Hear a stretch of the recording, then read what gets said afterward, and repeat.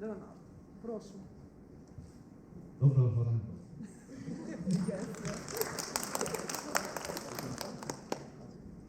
So good morning, my name is David Leonard. I'm the Green Services Manager at BRE. And BRE is the Building Research Establishment based in the UK.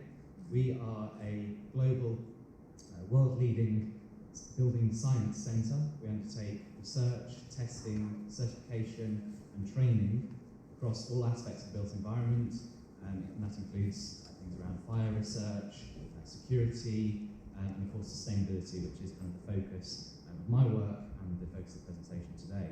So yeah, many thanks for the opportunity to talk to you all today. It's a real pleasure and a privilege to be working with the university and with professionals gathered in the room today in what we see as being really a first step towards sustainable buildings in Ukraine and part of a movement to what is now we see as being the new normal globally. You can click this mouse. Yes. So the focus of my presentation really is around the global context for green buildings. Why are they the new normal? Well, firstly, I think we need to understand what are the mega trends, the shifts that we're seeing globally. And I think it's clear to all of us that we are living in a time of unprecedented change.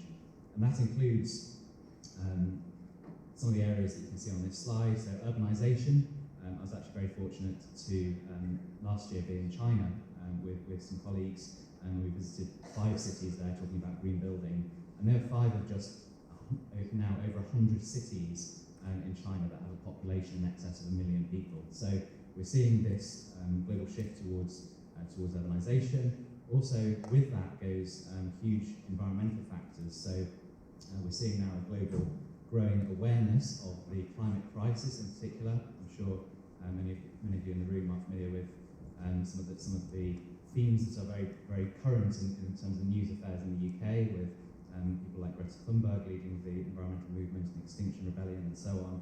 And at the same time, we're starting to see the effects of climatic changes and environmental impacts around the world, such as extreme weather events, wildfires, droughts and floods and so on.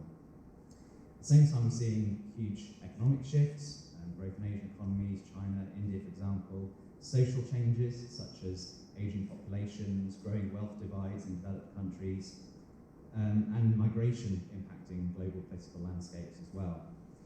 And all this kind of also happening in the context of huge technological breakthroughs. So we, of course, live in an increasingly digital and interconnected world, with automation affecting all aspects of the way that we live and work. So all of these trends very much interact with and affect our expectations of the built environment around us and the impacts that go with that. So environmentally, we know that, as you can see here, that cities consume 75% of the world's natural resources and account for 80% of global greenhouse emissions. And these, the role of cities is growing exponentially with consequential impacts. So as professionals working within the buildings industry or the built environment, there's effectively an expectation and responsibility upon us and in the interests of future generations to reduce these impacts and find solutions that offer security and better outlooks for future generations. And that very much aligns with the United Nations thinking around Sustainable Development Goals. So these 17 objectives defined by the UN came into force in January 2016 with the aim of putting an end to poverty, protecting the planet and ensuring prosperity for all over the course of the next 10 years or so. And of course, the construction and property sector has a very important role to play in delivering against these goals, given the economic, environmental and social impacts associated with buildings, not just in construction, but throughout their life cycle, demolition and so on.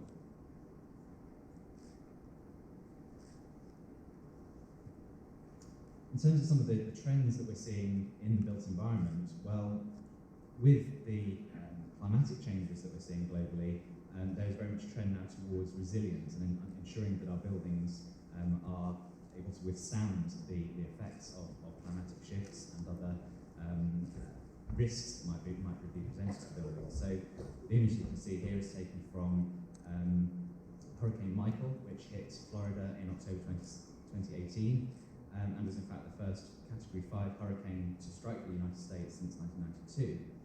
Now, Florida's building code, which was put in place in 2002, is very stringent in terms of windstorm resistance, but generally speaking, the hurricanes have hit a different part of the Florida coast, and in this area there was a lower regulatory requirement in terms of withstanding winds, only around 150 miles an hour. One building that was left standing in this image was the only one built to withstand 250 mile an hour winds. So we can see that the need to go above regulation as climatic shifts occur is very much growing.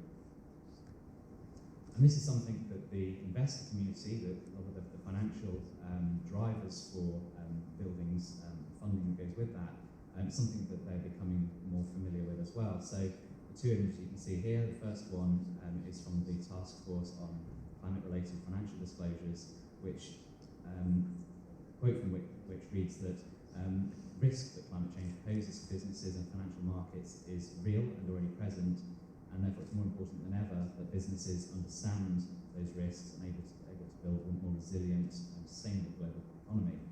The second image you can see is taken from the Urban Land Institute and looks at the importance of climatic risk in real estate decision making, and the fact that real estate investors are becoming increasingly aware of climate risk and the need for more resilient assets.